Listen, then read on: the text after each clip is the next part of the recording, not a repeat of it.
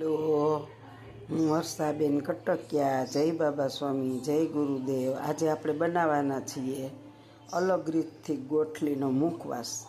તો આપણે પહેલાં છે ને આ ગોઠલી ભરી લીધી છે કુકરમાં તાજી કેરીની, અને આપણે અગાઉ પણ એક વખત મુખવાસ મૂકેલો છે, પણ એ અલગ રીતથી હતો. હવે આની અંદર આપણે પાણી નાખી અને બાફવા મૂકવાની છે. પાણી નાખી દેશું અને પછી આને 5-7 સીટી કરીને બાફવાની છે. હવે આપણે આની અંદર 1 થી 1.5 ચમચી મીઠું નાખીશું અને હવે આપણે આને ઢાંકણું પેક કરી અને કુકરને ગેસે હવે આપણે આને કુકરને ગેસે ચડાવી દેશું અને 5 થી 7 આપણે વિસલ થવા દેશું. તો આપણે ગોઠલી બફાઈ ગઈ છે, એને કાઢી લેશું અને હવે આપણે આને ઠરવા દેશું. તો જો આપણે આ ગોઠલીને કુકરમાંથી કાઢી ઠરવા દઈ બહાર લઈ લીધી છે. હવે આપણે આને થોડીક લૂછી લેશું. લૂછીને આપણે એને પંખે થોડીક વાર સૂકવવા દેશું. આવી રીતના બધી લૂછી આપણા બધા ગોઠલા લૂછાઈ જવા આવ્યા છે, લૂછી નાખ્યા છે. અને લૂછીને આપણે આને 1 થી 1.5 કલાક પંખે કોરા કરવા, પછી આપણે આને ભાંગીને ગોઠલી કાઢીશું. હવે બધા લુવાઈ જવા આવ્યા છે, હમણાં લૂઈ નાખશું.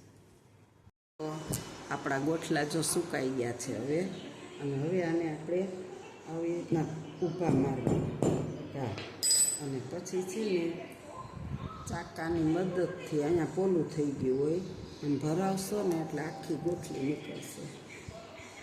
જોઈ શકો છો.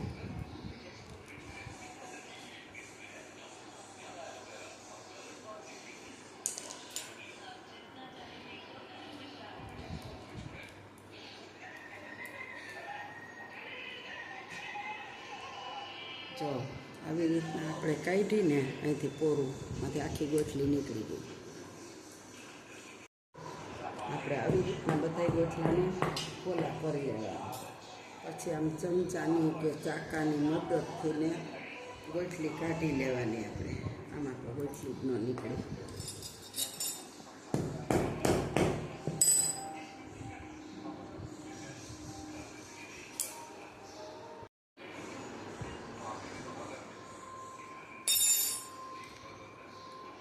ખાલી આમ જરીક જ જોર લગાવીએ ને આખી ગોઠલી આવી રીતના નીકળી જાય ખોખામાંથી.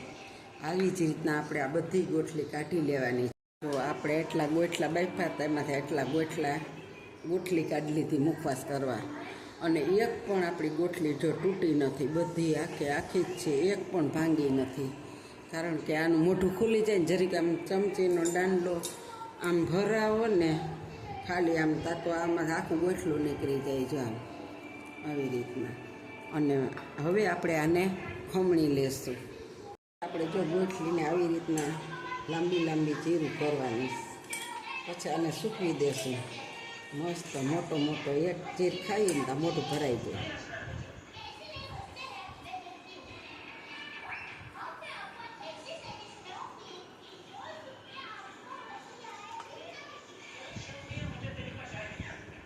આવી રીતના આપણે બધી ગોઠલીનું જવું મસ્ત મોટું કરવાનું છે કટકા, અને તળીને તો બહુ મસ્ત લાગે.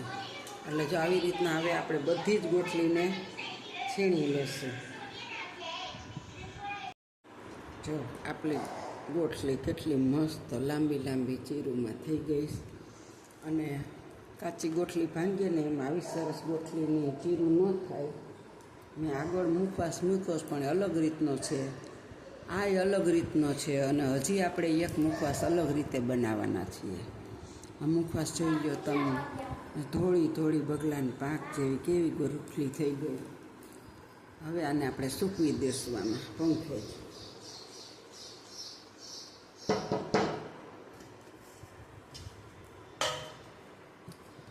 હવે આપણે આને પંખે પાથરી દઈશું, 1 દી સુકાવા દેશું.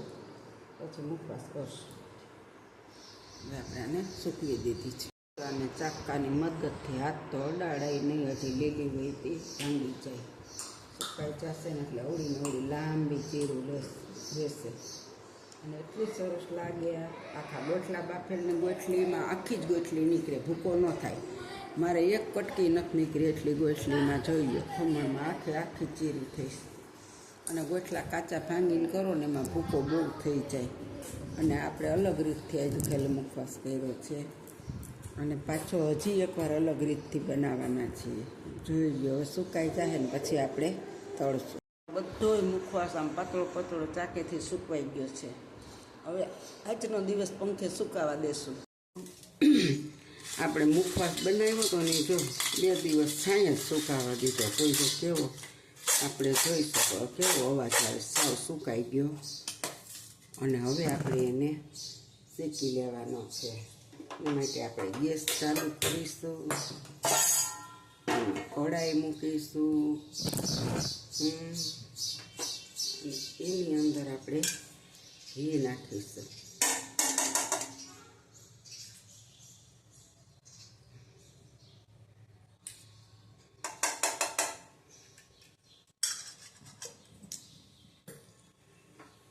હવે આપણું ઘી ગરમ થઈ જશે ને એટલે આપણે એમાં આખા ગોટલા બાફી અને મોટી મોટી કતરણ કરી ત્યાં કોઈ તો કેવી ધોળી મસ્ત કતરણ બની ગઈ. હવે આપણે આ શેકી લેશું એની અંદર.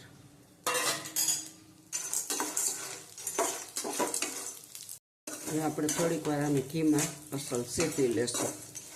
થોડી વાર હલાવશું, હમણાં શેકાઈ જાય. સાવ છાંય ને છાંય પંખે જ સૂકવું હતું, સુકાઈ ગયો સરસ. હવે આપણે ગેસ બંધ કરી દીધો.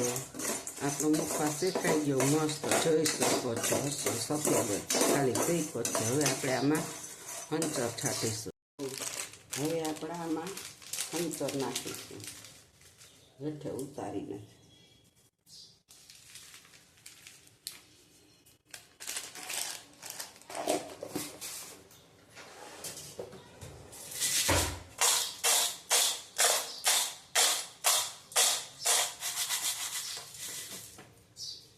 આપ જોઈ શકો છો આપણો મુખવાસ બહુ મસ્ત બની ગયો છે. જો એકદમ કડકડિયો અને કેટલો સફેદ અને લાંબી લાંબી ચીરીઓ, બહુ મસ્ત બની ગયો.